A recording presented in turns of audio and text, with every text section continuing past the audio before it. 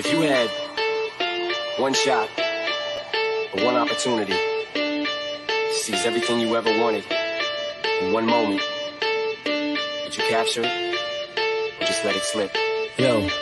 His palms are sweaty, knees weak, arms are heavy. There's vomit on his sweater already. Mom's spaghetti, he's nervous, but on the surface he looks calm and ready to drop bombs. But he keeps on forgetting what he wrote down. The whole crowd goes so loud, he opens his mouth, but the words won't come out. He's choking how? Everybody's choking now. The clock's run out, time's up, over, loud. Snap back to reality. Oh, there goes gravity. Oh, there goes rabbit. He choke. He's so mad, but he won't give up. Daddies, he know he won't have it. He knows his whole back to these ropes. It don't matter, he's dope. He knows that, but he's broke. He's so stagnant, he knows when he goes back to this mobile home, that's when it's back to the lab again, yo. This old rhapsody better go back to this moment and hope it don't pass him.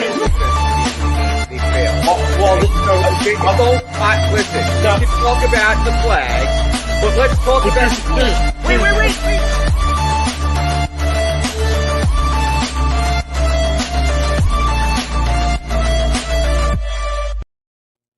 And good morning, everybody, and welcome to Trending in the AM right here on DSM Media. We're live, as always, Facebook, Twitter, Twitch, YouTube. You know the drill. Smash that like button, retweet button, and share button. And let's get started with a jam-packed day of Overreaction Monday. We are brought to you by Manscaped, the leader in men's grooming products, the GOAT below the waist maintenance. Make sure you check them out. Manscaped.com. Use promo code DSM at checkout for 20% off and free shipping. Like I said, it is Overreaction Monday.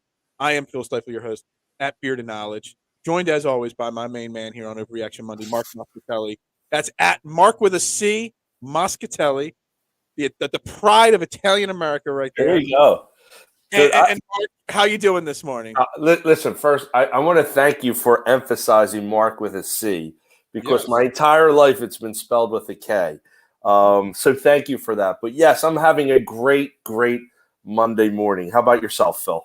I am fantastic because we get to celebrate a fantastic basketball victory on Saturday night, and you know let's shout out the Devon Prep Roll Tide. My high school won their first ever state basketball title, the 3A PIAA. I don't know what it's called. The Devon Prep boys Roll Tide beat the Aliquippa boys in the 3A state title. They've only won 2 ever baseball titles in their history of their school. They've won 1 golf title in their school. They captured their first basketball title. Yo, hold on. I got to put my high school. I pulled this out of a box. This is literally my hat. Yeah, that I had. It doesn't look new. No, it does not look new. It's beat up. Roll Tide. You know, Devon Prep first state title. Hold on. I even brought the box. We're led by Jason Holloway with a 16.12 rebound performance. They went 25-4 this year, winning their first title. Roll Tide. Wait, hold on, Phil. My dog is having a fit. Oscar, cut it out. I'm doing a show here, buddy. Oscar's not happy that Devon Prep won their first title. No, he's not. He's throwing shade to Devon Prep. So I don't know how many state titles that Pennsylvania has, but my alma mater also won boys and girls state championship. And I also know Roman Catholic also won a state champ. So I don't know how they slot these teams, but there's like 20 different state championships that go on. I don't know how it goes. I'm not throwing any slide at Devon. Devon's a fantastic school, great. I'm sure it is. All boys school, but they're not known for their athletics there. They're known for their academics there. And when I went to high school there back in the late 90s, I mean, we did not sniff a sports title of any kind. Didn't even come close. I mean, it's a little bit bigger now, but when I went to Devon Prep, there was just over 130 boys in the entire high school. Not grade, high school. Wow. I have 30 kids in my grade, in my class. Yeah, I mean, it's a really small private school. It's for the smart people. If you're not smart enough to get the schools like Malvern and St. Joe's Prep, they only exist because you're not smart enough to get into Devon Prep. Okay. That's why the other schools exist. Just to anyway. It is Overreaction Monday. So I'm overreacting to how awesome Devon Prep is. Hey, listen, you're proud of your alma mater. I'm proud of my college. I loved high school. I also went to an all-boys high school. It was St. John Newman at the time. It's now Newman Goretti. We had about like 250 kids graduate in our class. they were known for their athletics, primarily basketball, after I left. They'd start building their program a little bit. And then after I left, they had open enrollment in the city where they can essentially recruit the best players there. But our football team in their first 2 years, my freshman and sophomore year, they went, I believe, 2-20. They were a terrible football team. Terrible. We didn't even have a football team. We didn't. There's literally like 1 or 2 sports per season. You had soccer in the fall, maybe track and field. I don't know. You had basketball in the wintertime, and that was pretty much it. Baseball, obviously, in the springtime. Anyway, let's get to what I really meant, okay? The real game that happened on Saturday night, your Villanova Wildcats. Yes. Locked up another, third in the last 6 years. Correct. In the Final Four. Before we get to the game, before we get to all the games this weekend and the next weekend's Final Four matchups, just as a Villanova alumni, as a fan, the biased opinion, how did you feel, as Villanova was able to wrap that up and win another appearance in the Final Four? Well, I feel great about it. I mean, you have a sense of pride because you went to the school, and you feel great about the alumni, and you feel great about the kids that are on campus too. I mean, those are like, for college, those are bucket list things you could check off. Like my team went to the Final Four, and we were at the Connolly Center, which is like the student center there, and we watched the game together. Or we went and did a road trip to San Antonio and scored tickets. Like, these are memories that these kids are creating. And I'm big on the whole experience of college. College is beyond going to school and getting a degree. It's the whole experience. I think everybody's experience is different. Mine was way different than the typical Villanova student. I worked 3 jobs, and I went to school full time, and I didn't live on campus. So I got a little bit of a different perspective than the student that didn't have to work and lived on campus. But it's my experience nonetheless. And hopefully those kids created some memories that'll last a lifetime. I did want to touch on the school because there were a lot of polls out there about, is Villanova a Philadelphia school? And I firmly believe that Villanova is a Philadelphia school. I think the term Philadelphia, I don't think you should be locked into the borders of the city. I think it speaks to the area that we live in, which is southeastern PA, southern New Jersey, and even a little bit of Delaware too. Yeah. So if 5 counties at least, Yes, absolutely. It's Philadelphia is the glue that holds it all together. I know there's a lot of people that have negative thoughts about the school, and some for valid reason. Going back years, Villanova is blamed for breaking up the Big Five. Raleigh Massimino did that when he started scheduling games because he had to meet the Big East schedule and whatnot. So they did a half round robin for the longest time and essentially killed the Big Five in the city. So there's a lot of look of disgust against the school.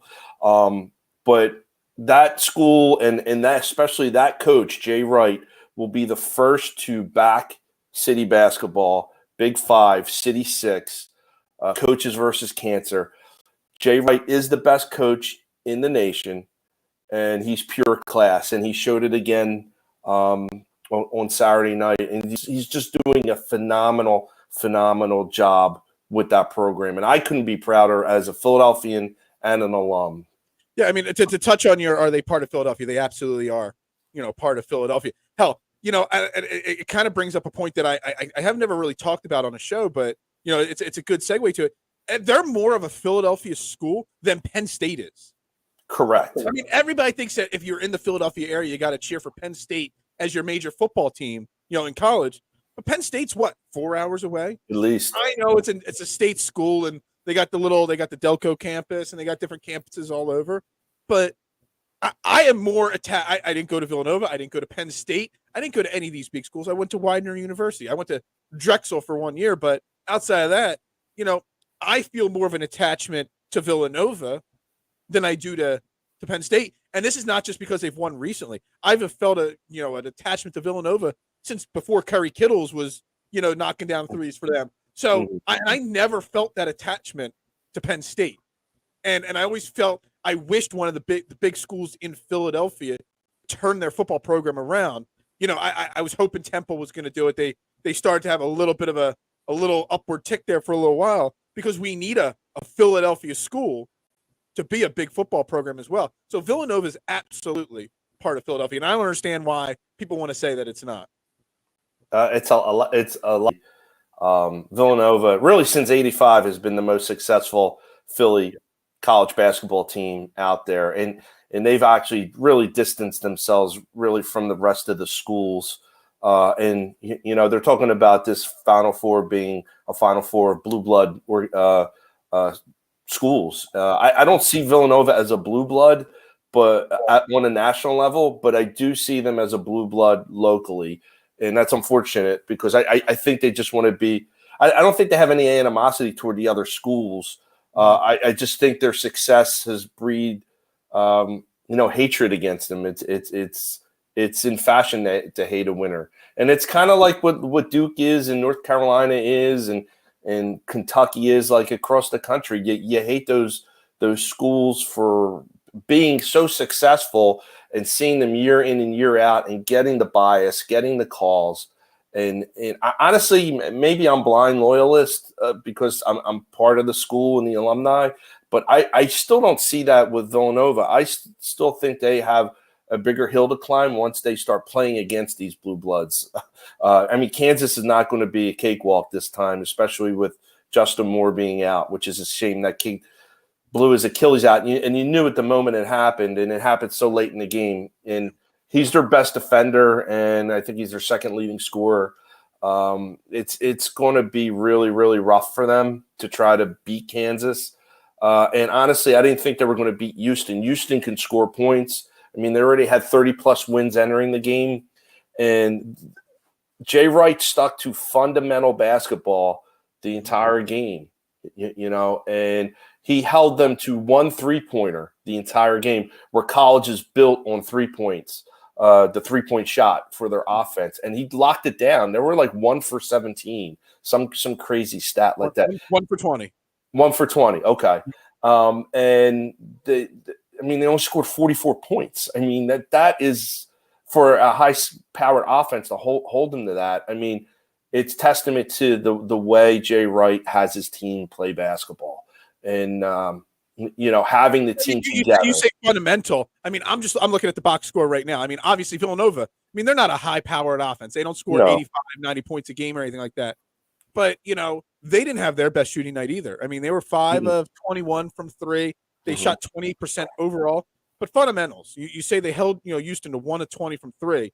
Houston shot 9 of 14 from the free throw line. But, I mean, that's okay. It's not great. It's not okay. Whatever. With the Villanova 15 for 15. So they played great defense. They played great defense and they knocked down their free throws. That's basic fundamental, basketball right there. And that's how they won the game. You learn that in CYO basketball. Make your foul shots. You learn that very early on. And, some of these big programs, they get the McDonald's All-Americans, and they could win solely on talent. Right.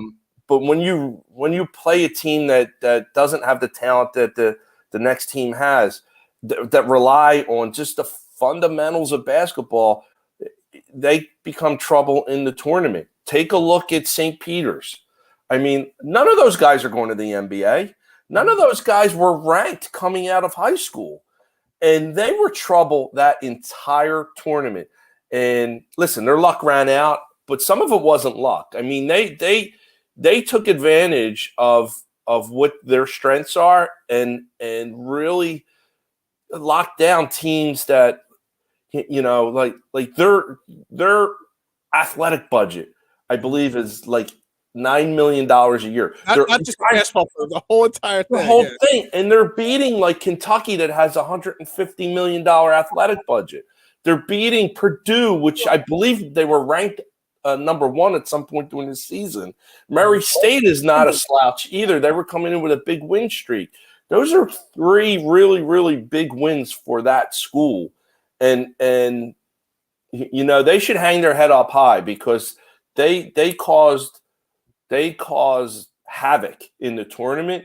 Did I see that Holloway, their coach, already signed a new contract to go coach Seton Hall, or was that a joke? I don't know if that was real or not. My man signed a contract before he even got on the bus. He's claiming like nothing is set in stone, but Seton Hall's head coach resigned and took the Terrapins job. And, Holloway is like a god on Seton Hall's campus. Okay. And it would make sense for him to go to his alma mater. It would put a tremendous amount of pressure on him, but he'd also be working with a hell of a lot bigger budget and amenities and things like that. Dude, literally did not get on the bus, and he's already going. Just getting on a different bus to go back to Seton Hall. Yeah, that's insane. All right, so obviously, they were able to hold Houston to only 44 points. They only scored 50. Real quick, though, on the injury to Moore. First off, the injury itself was pretty graphic and obvious. I was really disappointed in the broadcast because normally when there's a graphic injury, they don't go back and show it over and over again. They replayed that like 6 times, and the announcer's like, I don't know what happened. I mean, it was pretty clear as day that something popped in his leg, and they did not need to continue to show it over and over again. So I thought that was a big minus on the broadcast. But you already touched on it. Will Villanova be able to replace his defensive, presence on this team? The offense, like you said, the second leading scorer on this team. Giuseppe Colin has not had his greatest tournament. He's going to obviously need to step up his game offensively. But is there any way that they can replace his presence on this team? I think so. They don't run like a 9-man rotation. They run a 6-man rotation, basically. It's going to be really, really hard for them, I think, to beat Kansas. Stranger things happen, but I listen. Their team coming into the season wasn't really. They don't compare to the 18 team or the 16 team, which were teams that were like ready to go and make the leap and really have a chance to win a championship. That 16 team, all they needed was a center. That's what hurt them the last few times before that 16 titles. They didn't have a big man, and they would just get eaten up when they played a team that had a decent big man. And when they had Ochefu, that really helped them kind of move forward and get to that championship game and beat UNC. And then they just took it to the next level in 18 and won that championship. Here it's again, their team wasn't. I mean, Gillespie's really good, but compared to some of the other players that they have, he pales in comparison. He's not going to be an NBA player. He'll probably play overseas. The teams that won their championships before have had like numerous pro players on there, NBA players on there. NBA and Villanova's been putting out really good players in the NBA. From Bridges and Archie Diacono has played for a couple different organizations. He's still hanging on. Josh Hart's a fantastic player. He just kind of gets lost in. I mean, he was in New Orleans. Now he's in Portland. He was with the Lakers, but he's carving out a real nice career, and he's got a nice big contract. Bay of the Pistons just put up a huge game. He put up, I think, a 50-point game the other night. So like they have players that can go to the NBA. Just this squad here doesn't have that. So now that you're down to the last 4, really, really talented teams. Listen, I talk crap about Duke all the time, but they're a damn fine team. Yeah. UNC has done really well this year. Once they really beat the Duke Blue Devils in that last game in their tournament, they've just been on fire. And Kansas is Kansas. That's another team, you can always count on them being ranked in the top 5 every year. They have a tall hill to climb. They could beat Kansas. We'll see. If they do, I want to see them play Duke in the finals and end Coach K's career. And then there's really I kind of touched on that on Twitter. We were messaging each other back and forth. It'd be kind of like the passing of the torch, or the goat to the goat. Whether we like Coach K or not, I mean, he has, resume-wise, had one of the greatest coaching careers of any sport, of any time. I mean, if you rank the top 20 coaches of all the 4 professional sports and the college football and college basketball, Coach K would be in that top 20 of all-time coaches, whether we like him or not. It's his success and his track record does that. But right now, he's still considered the GOAT in college basketball. and while we say Coach Wright is the better coach, it kind of be like a passing of the torch of the top guy. Coach K, losing to Coach Wright. Here you go. You can carry the torch of, college basketball for the next, 10, 20 years, however much longer that Coach Wright, does it. But it would be a real fun matchup for Team DSM as well if it was Coach. Oh yeah, Scotty kind of likes the Duke Blue Devils, doesn't he? Huh? A little bit of a Duke.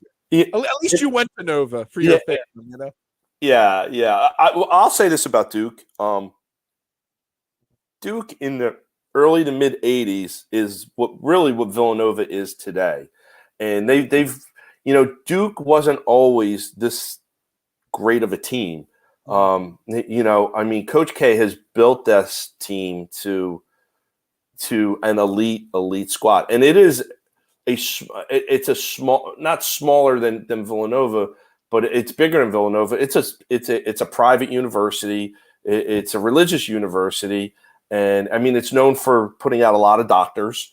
And their football team stinks. Their basketball is life down there, and Coach K made it an elite squad over the course of the 4 decades he was there. And kudos to him. But I do think what I don't want to say disappointed me about Mike Krzyzewski is that he was a guy that all his kids graduated. All his kids played 4 years, played fundamental basketball. He had some dirty players on that team over the years, but over the course of time, he's kind of morphed into just every other college coach that's out there with the one and done players. He changed. He somewhere in the last 10 years, he changed. He adjusted with the times. He did adjust to the times. And maybe I'm just like, I don't know, old man yells at clouds type of guy. I just feel like college athletics, I believe in the real student athlete, only because the school that I went to, you could say whatever you want about Villanova. Those kids went to class. They took their class. They graduated with degrees. Aside from a couple players here or there, they more or less didn't leave early. Jalen Brunson left early, but Jalen Brunson was taking graduate classes his last year. He graduated a year early for his undergrad. He's a smart kid, and I really, really like that about college athletics. The true student athlete, and Duke was that, but they've kind of changed the way that. I think a lot of programs changed it once the requirement you couldn't go to the pros right out of high school. Mm-hmm. And I think that's about when Duke started to change their perspective on it and all. And it's something that I think it's a stupid rule anyway. If they want to go pro right out of high school, just let them do it. That's another whole subject. So you say how that the Nova really doesn't have a fantastic chance, or an easy chance of beating Kansas. But I'm looking at it right now. Opening line, Kansas is only a 4.5 point favorite. 4.5. Yeah, well, ESPN's got it 4.5 right now. So I saw it open to 4. Okay, so it's gone to 4.5. It's crazy because Duke is only a 4.5 point favorite over North Carolina. So they're giving Villanova just as much of a chance of beating Kansas as UNC over Duke. The way I see things playing out too, I think both games will be somewhat close until the end. Whoever is going to win the Villanova-Kansas game is probably going to win the national championship, because I think that Duke-UNC game is going to be just an all-out war. I don't think Coach K liked that UNC came in and beat him in his last home game, regular season. I think UNC is really flexing their muscles that they want to put him out of their misery. That's going to be the game of the weekend next weekend. I can't wait. I can't wait to watch it, because I think it's going to be one of the better college games probably in the last decade, at least. But I think either of those teams are going to spend so much to beat each other that by the time they get to the championship game, I don't think they're going to have enough gas to win it all. So that's what my thinking is. I think a lot of pundits are thinking that the same way, but we'll see. Yeah. No, I just thought the way you were not hyping up.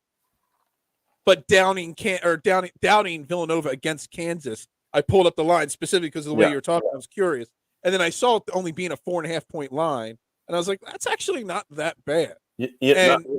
I'm concerned like you are with the injury and their offense not be able to keep up, but 4.5 points is 4.5 points. That's a flip them almost. I'd feel a lot better if Justin Moore was still playing. And you look at Villanova's recent track record. They beat him in the tournament in 16. They beat him in the tournament in 18. And in 2020, Kansas was ranked number 1. Villanova went there on the road and beat them by 1. So they have had a really good track record with Kansas. I think Jay Wright has a bit of a book on them on how they operate. So it could be a close game, but I just don't think they have the dogs to close it out this time. But we'll see. Part of my lack of knowledge is Moore a senior, or is Justin Moore going to be Moore? I think is a junior. He's a junior this year. Yeah, so he still might have another opportunity to play there, right? Yes. I think. Let's see. Gillespie is a grad student, and I think Samuels is a grad student who was player of the South region.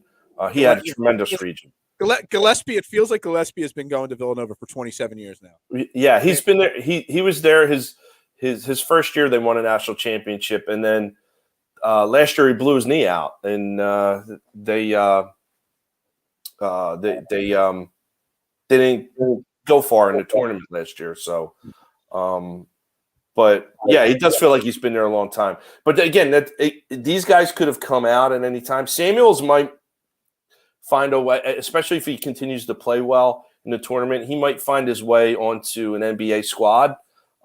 He's good, but not to the level of some of their previous players that are out there.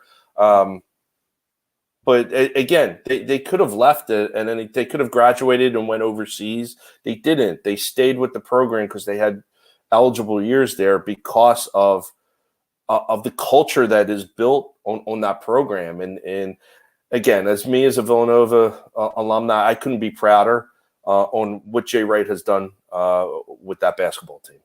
That's awesome. I'm glad. I'll be rooting for them. I'll watch the Final Four. I'll watch the games. It'll be the most basketball next weekend that I watch this entire season. I'll be rooting for Villanova because they are a Philadelphia team. Thank you, Phil.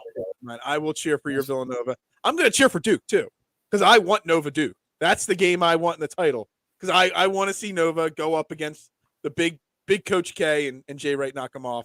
Plus, again, the group chat between Scotty and you will be – I'm just going to record the group chat and do a whole episode of reading the comments between you and Scotty back and forth live on the air. I mean, I'll probably get kicked off the air because there'll be so many bad words said. But I don't want to insult Scotty, but my perception on Duke fans typically are also Yankee fans, Laker fans, Cowboy fans. That's right. Scotty read into it as you know. Scotty is not all those. That's why he gets a pass. That's why I get the pass. All right, let's move from one Philadelphia basketball team, Villanova, to another. The 76ers lost last night to the Phoenix Suns. I heard you when you did that. But let's be honest.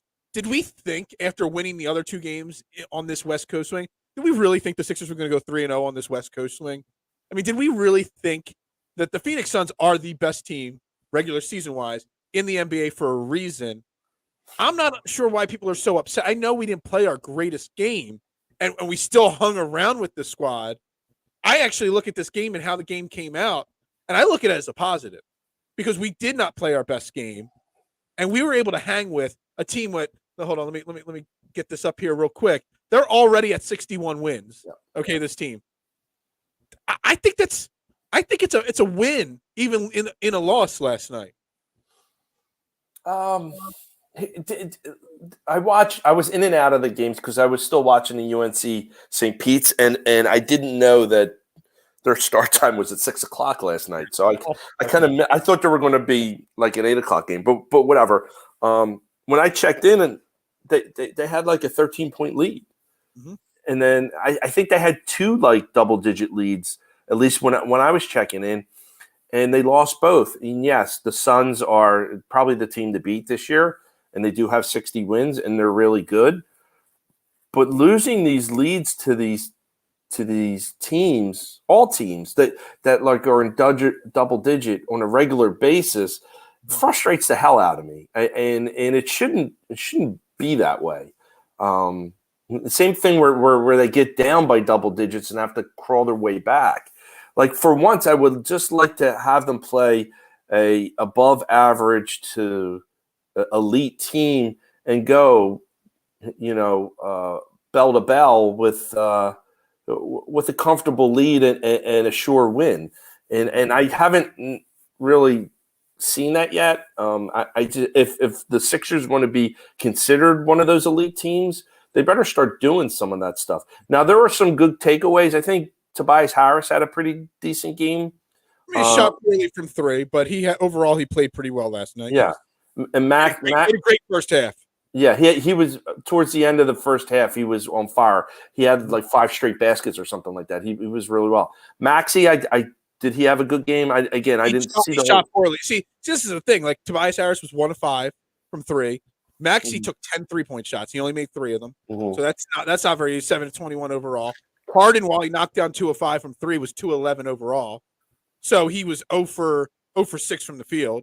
Not counting 3-point shots. Danny Green 2 of 7. So they did not shoot well last night. Another 27% shooting night from 3. And my guy Matisse was invisible last night. Matisse is a confusing guy to me, not because of how he plays, because I think at this point we should know what Matisse is. Matisse is a defensive player. He struggles offensively when he's cutting to the basket and getting little layups and dunks. He's really good. He gets in the flow. But for some reason, Doc Rivers in the second half does not use Matisse sometimes. Like sometimes Matisse will end up with 30 minutes. Last night, 16 minutes. 16 minutes, and it's not like he was in foul trouble. He had 4 fouls last night. So I don't understand why sometimes Doc uses them and sometimes he does not. That's very, very, very confusing to me. Yeah, I like to get into his mind and what he's thinking sometimes. Yeah, exactly. Even on the bench last night, the number 1 used bench guy last night was Danny Green. So Danny Green was in there for Matisse most of the game in the second half on defense. It's not like Danny Green's still a good veteran presence, but Furkan Korkmaz has had a couple good games the last couple of days. Did not get a minute of action last night. Shake Milton, who's been playing really well, only had 14 minutes last night. George Niang, who you normally run 25, 30 minutes, even though he shouldn't be, only had 18 minutes last night. He only took 1 3-point shot last night, George Niang. The one thing he does well. So I don't understand what Doc's thinking was rotation-wise. And it's been an issue with Doc Rivers for a very long time, is he's so confusing with his rotation. I think it's a trust factor, and I think he wanted to win, so he kept a lot of his sure thing. Yeah, exactly. So he wasn't going to let Matisse be out there for 25 minutes and put up a goose egg because they needed points. And here's the problem with Danny Green and Matisse Thybulle. Both of those guys are 6 men, and they probably shouldn't be starters. Doc is overrated. And I wanted to bring something up on the head coach, and I threw it in our group chat too. I think, like I said, Danny and Matisse are both would be fantastic coming off the bench, but we don't have. Neither of them have done anything to really solidify themselves as starters. So maybe just flip-flop them on who's starting at what night and let them fight it out. As for the Doc Rivers thing that Jason points out that he's still a problem, we had Monty Williams on our staff. And I don't understand, why wouldn't you try to keep him or elevate him once you decided to part ways with Brett Brown? Well, he parted ways before Brett Brown. He left because Brett Brown was still here. But the noise has been out there that there needed to be a change with Brett, and they kind of gave him one more year. And that 2020 hindsight, that looking back, maybe they should have gotten rid of him, and maybe they should have elevated Monty Williams as it would create some consistency. And honestly, he's a really good coach. I mean, he's done wonders with the Suns. I mean, listen, he has some players over there, but it it aggravates me when we have talent, of course, all 4 sports, whether it's our coaching talent or players in our own backyard, and we can't seem to figure out a way to keep them and allow them to go elsewhere to blossom.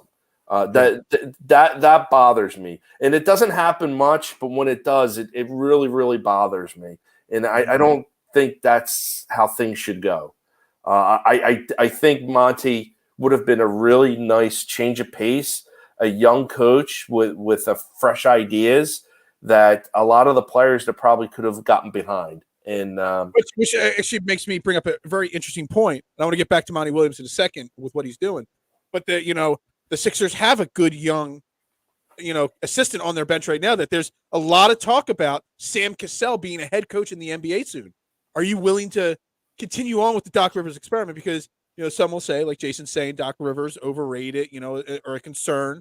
Do you move on from Doc Rivers after this year if we do not win a title so that you don't lose a young, bright coaching mind like Sam Cassell? Because Sam Cassell will be a head coach in the next 1 to 2 years.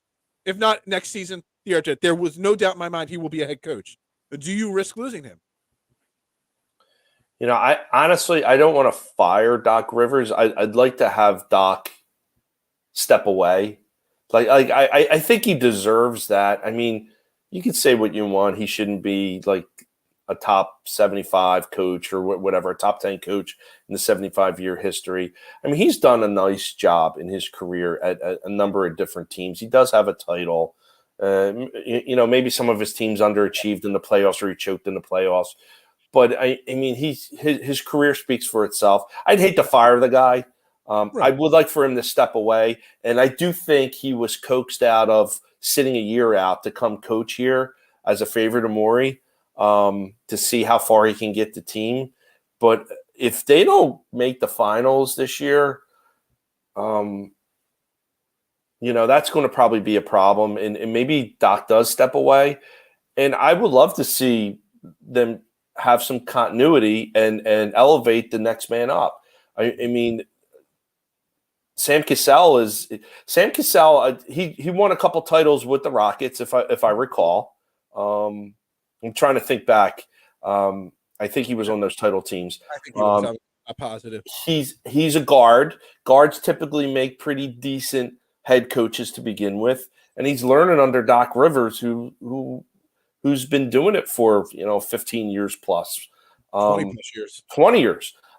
So I think it would be a natural progression, especially I don't think at this point where you have the team, you want to come in and radically change things. You just might need a different voice and a different leader and tweak things that might get you over the top. So I'd like to see them not lose Sam Cassell. But I mean, I go back to you still talk about losing Monty Williams. So the Suns, obviously, best team in the NBA. They're 61-14.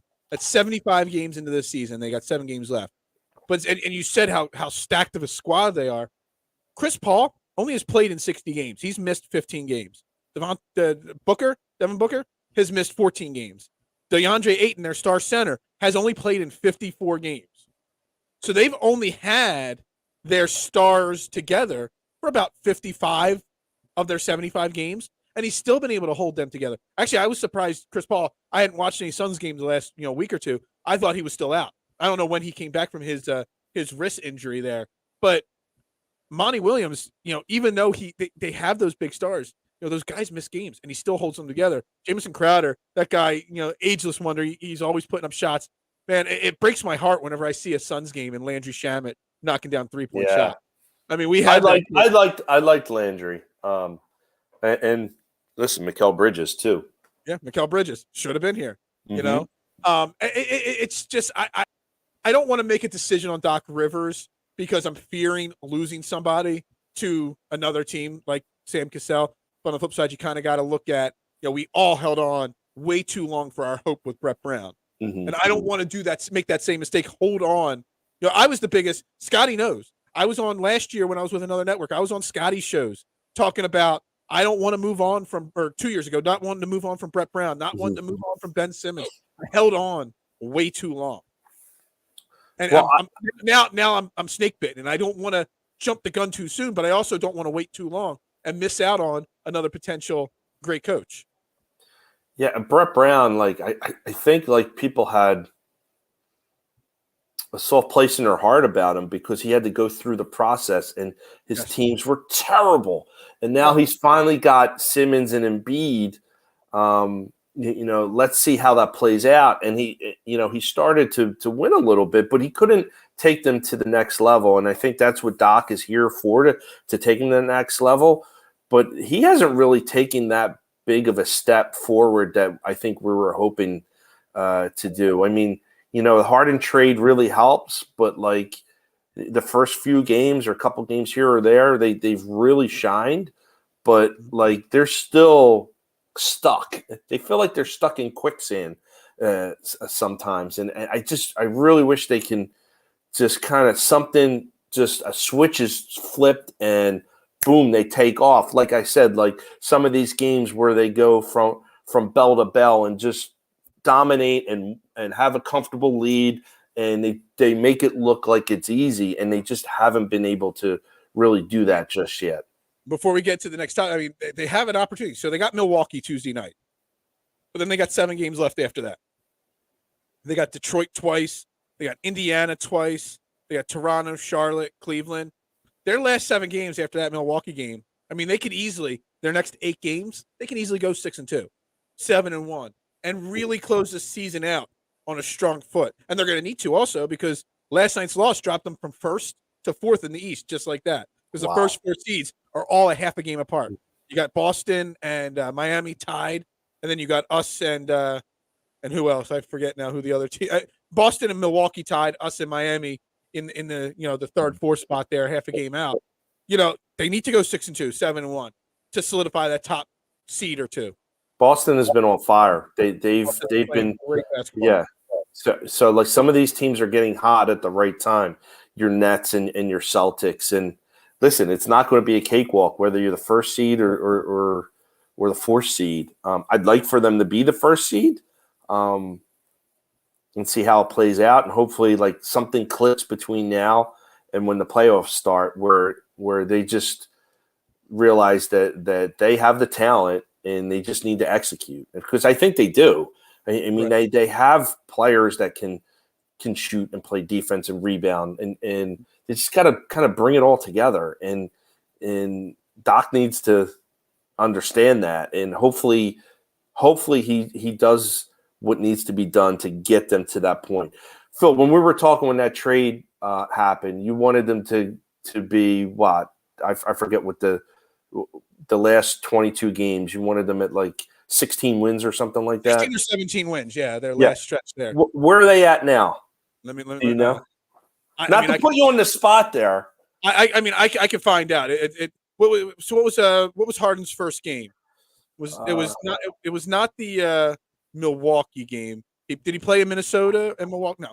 So it was the New York Sunday against the New York Knicks was his first game, right? Mm-hmm. Mm-hmm. So he 1, 2, 3, 4-1, 3, 7-4, 10-4. They're 10-5 in their last 15 games. Okay. And there's 8 games left. So yeah, 22 games there. So they're actually trending to what you wanted to do. Yeah, if they go 6-2, they're going to go 16-7 in that stretch. Yeah, so they're right approximately where I said they'd be. Yeah. So I mean, listen, I guess they're trending the right way. It's 5-5 for me because I pretty much called that spot on. It's really nice when you're right. That's why you get all the big bucks at DSM Media. Yeah, right. That's a funny one. Anyway, all right, let's transition. Let's get off. Yes, sir. Minutes. We got about 15 minutes left in the show. I want to talk a little bit of Phillies and a little bit of Eagles here. First, Eagles over the weekend did sign another linebacker, Kyzir White from I almost said San Diego, the Los Angeles Chargers, young linebacker from the Chargers there. The initial reaction when I first saw it, because honestly, I don't watch a lot of LA Chargers football games. I'm like, God, this has got to be another Eric Wilson 1 year. Neither does LA, but go ahead. Neither does LA. LA doesn't watch anything really other than the Lakers. I'm like, another 1 year prove it kind of deal. But then, just like Eric Wilson. And then you look at his stats. He played all 17 games last year. He had 144 tackles, had a couple interceptions. Did he have any sacks? 1 sack, whatever. good young linebacker. He's like 26 years old. Did you know anything about Kyzir White when we signed him? Did you know anything about him? Nope. But based on his stat sheet and his age, I think he's a significant upgrade to Alex Singleton. And this harkens back to our conversations previously about free agent signings. It's the under-the-radar guys. It's the diamond in the rough guys that really help your teams, not necessarily the big-ticket free agents. So I think this is a great signing. It's not a sexy signing, but I think it's a great signing, and it shows that they've actually invested in the linebacker core between him and Reddick, where this team has neglected linebackers since they let Jeremiah Trotter walk away. I mean, I'm okay with it. I'm okay with the signing. I'm okay with it too, but again, I first thought, I'm like, it's another Eric Wilson signing. Then I see the stats, and I'm like, oh, well, maybe it's not. But then when you really think about it, 144 tackles for a linebacker. It sounds great, but Singleton had 139 tackles. He's had over 130 tackles the last 2 years. Just because Eric Wilson's had 100 tackle seasons multiple times in his career. Just because you have a lot of tackles as a linebacker, it does not mean anything. I did it when we signed Eric Wilson. I got into a battle with my co-host on my previous network about how it was a useless, meaningless signing. It wasn't going to make a difference, and I did the research. After last season, the 2020 season, the top 5 tacklers that were linebackers all missed the playoffs. Okay. You're what, 144 tackles. Did the Chargers make the playoffs last year? They did not. They did not. The reason is, did, but they did not. Does almost count? It does not. Almost only counts horseshoes. Only horseshoes and hand grenades. You can't forget hand grenades. Almost counts in hand grenades. So when you see these linebackers, normally when a linebacker is leading your team that much in tackles, that normally means your defensive front four is not very good. It means your cornerbacks and your safeties are not. There's something else wrong on your defense that the running backs are getting to the second level, regularly. So it doesn't really mean as much. If Kyzir White and I hit him up, we'll see if he comes back and he gets back at me. I tried to invite him on the show. We'll see. Whenever the Eagles sign somebody new, I hit the ball up. I sent him a DM. We'll see what happens there. I'm not saying anything bad about him. He's a Philly product. He's from Jersey. He's Plainfield, New Jersey. I think he went to Emmis, PA for high school at some point in his career. So he's from the Philadelphia region. He did tweet out, excitement about coming home. He's an Eagles fan growing up. So all great things. But when a guy is available at this point of free agency on a 1-year cheap prove-it deal, there's a reason you're available on a 1-year cheap prove-it deal. Do not get overhyped. Will White be better than Singleton next year? Probably, possibly. Who knows? Are you expecting a Pro Bowl season from this guy like some are? You shouldn't be, because there's a reason why he is available at this point in the offseason. And people just have to temper expectations. Anybody they sign, unless they go out and make a big trade, because there's a lot of rumors. There's a new wide receiver on the trade rumor mill that the Eagles obviously be linked to, just like they are every other wide receiver. I just don't want people to get too excited about this move. You lost me there with the wide receiver. Which wide receiver? What's his name from the Titans? AJ Brown. AJ Brown. Okay. He might be on the market now. They just got another wide receiver there. Now he's on the rumor mill that he's going to be available in a trade potentially, because any team that has a superstar wide receiver now, because of the new deals with Devontae Adams and Tyreek Hill, you're going to see a lot of wide receivers that are right at the brink of their next big contract get traded, because teams aren't going to. A lot of teams aren't going to want to pay the wide receivers that kind of money. Mm-hmm. So whether DK Metcalf gets traded, whether AJ Brown gets traded, I forget who the other wide receiver was. There's one other wide receiver that was listed in this article. These guys might get moved because teams aren't willing to pay them. Well, yeah, and I think isn't that Landry's issue right now? Landry wanted $20 million. He wanted $20 million. He ain't going to get 20. If you're cut, he ain't going to get $20 million. Christian Kirk got $18 million a year. Why can't Landry get $20 million? I mean, Landry's a little older. He's a little bit longer in the tooth, but he probably is just like looking at that money being thrown around like, damn, I'm better than these guys. He wants his bag. He wants his bag of money for sure. Yeah. Back to White. I have one other concern with White, and you're saying they're investing. They've invested with Hassan Reddick and now White. So they've improved. Their linebackers today are better than they were 5 days ago. Obviously, there's no doubt about it. But this scares me because we've been talking so long about wanting them to invest in a first-round pick into a linebacker, and now that they've spent this money on linebacker, now the chances of us getting, we might be going to the season with our 4 best linebackers: White, Reddick, T.J. Edwards, and Davian Taylor. You might not be improving that four there in the group, at least not immediately improving it. Well, the athlete in Michigan, who's the guy that blew out his leg at his pro day? That's a Joby. He's a defensive end now. Oh, so is he more of an edge rusher? Okay. Yeah, so we were looking at Devin Lloyd, possibly there. And there's another guy. Those guys coming here in the first round, in that 15th, 16th, 19th range. If the Eagles are spending money in free agency on the position, they're very unlikely to draft that position. Yeah, my thinking was when they saw him go down, I thought he was more of a linebacker, but I was mistaken. He's more of an edge rusher kind of guy. Yeah, but I don't know how their defense is going to line up now. Because are they going to go to more of a hybrid 3-4 type defense? I don't think they should. But my thought is, hey, this is the guy that I was planning on drafting, and he was going to be there, but now he's hurt, and I'm not going to do another Sidney Jones again. So now I have a backup plan, and the backup plan was to sign White. That's what I was thinking. That maybe that's what the front office was thinking. And again, with some of these signings that they have had on the defensive side of the ball, I think it is less likely that a linebacker is going to be a round 1 priority. Yep. It kind of keeps it to the point that I've been making over and over and over again that a wide receiver. You're either going to use. You're right. I really think you're right. 15, 16, or 19 on a wide receiver, or you're going to trade 15, 16, or 19 for a wide receiver. A wide receiver will be taken with pick 15, 16, or 19, whether it's in a trade or in the draft itself. It's just how he does. I want to address you say a hybrid 3-4. I don't think that is. If you really look at what the Eagles did a lot of last season and the last couple seasons, and you see a lot of teams in the NFL do it, there is no real prototypical 3-4 or 4-3. No, it's like a 4-2-5 now. With 5-2. You got 5 guys down, 2 linebackers. You've got 4 guys down, 2 linebackers, and that nickel dime package. You play a lot of 3 cornerbacks. Avonte Maddox is out there in that corner slot role. At cornerback, a lot of the defense. So there is no maybe play 1 of the game. You've got your 4-3 or your 3-4 out there. But for the most part, the flow of the game dictates, your defense. And it's very rare that they run either way. Any team really does that. That's just what you see when you watch the games. Yeah, I do believe your traditional 4-3-3-4 defenses, or by the way, the dodo bird.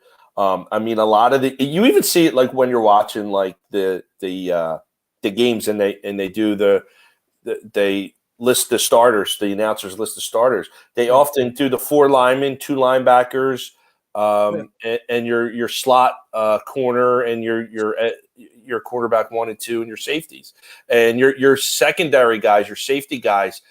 More or less today, and your linebackers, your middle linebacker guys, more or less today need to be a hybrid safety linebacker type player to kind of shift back and forth. Maybe that I don't know. Maybe they're going to do more and more of that and make it a norm versus your traditional type of defenses.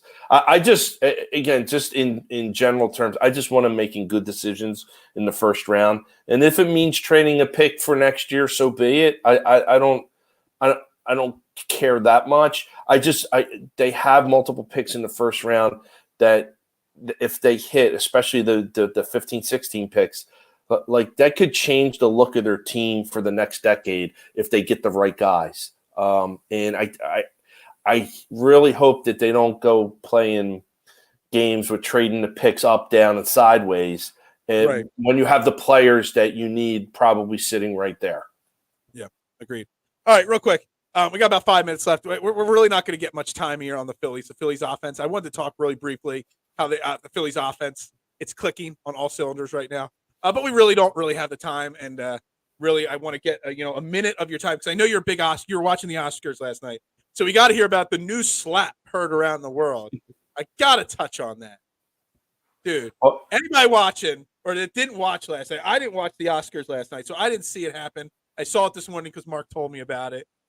Chris Rock got rocked by Will Smith. Chris Rock made an inappropriate joke, maybe. Maybe some will say it's not inappropriate. Will Smith got up from his seat and biatch slapped him right off the stage. Chris Rock no-sold it like Billy Gunn, in the New Age Outlaws, would no-sell a move from the Dudleys or something like that. It was something. It was something. That's what we'll just say. It was not.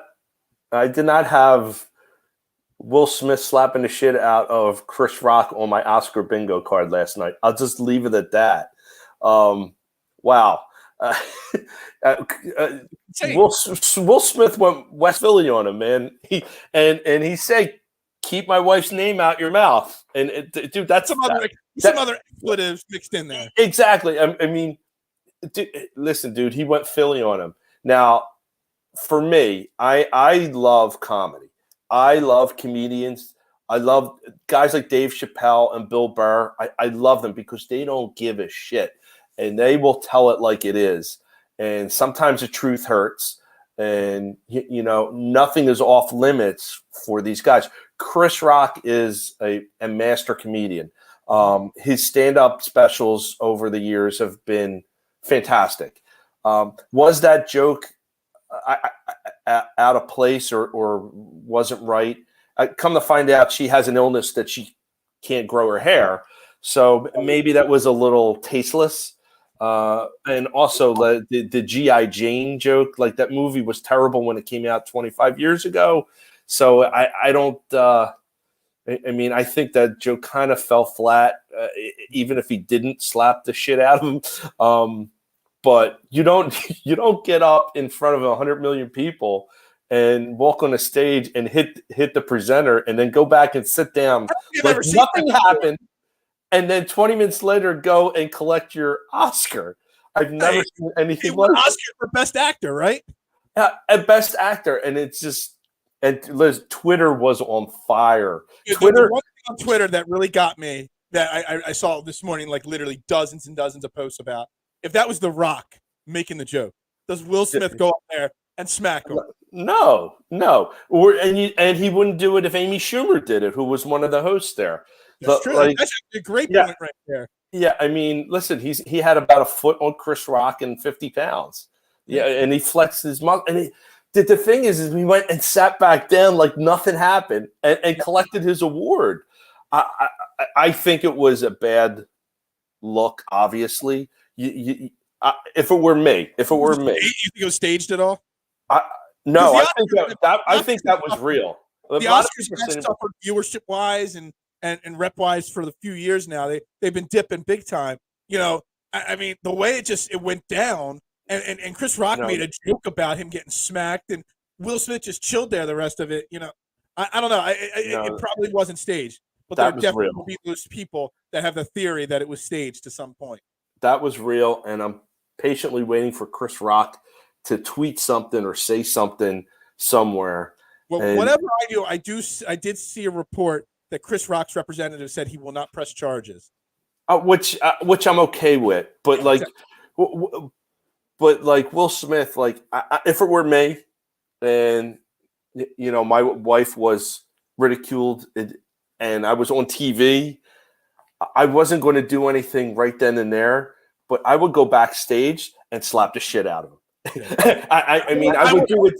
There's a time and place for everything. Yeah. It wouldn't have been an open hand slap backstage. It would have been no. They would have to peel me off of him.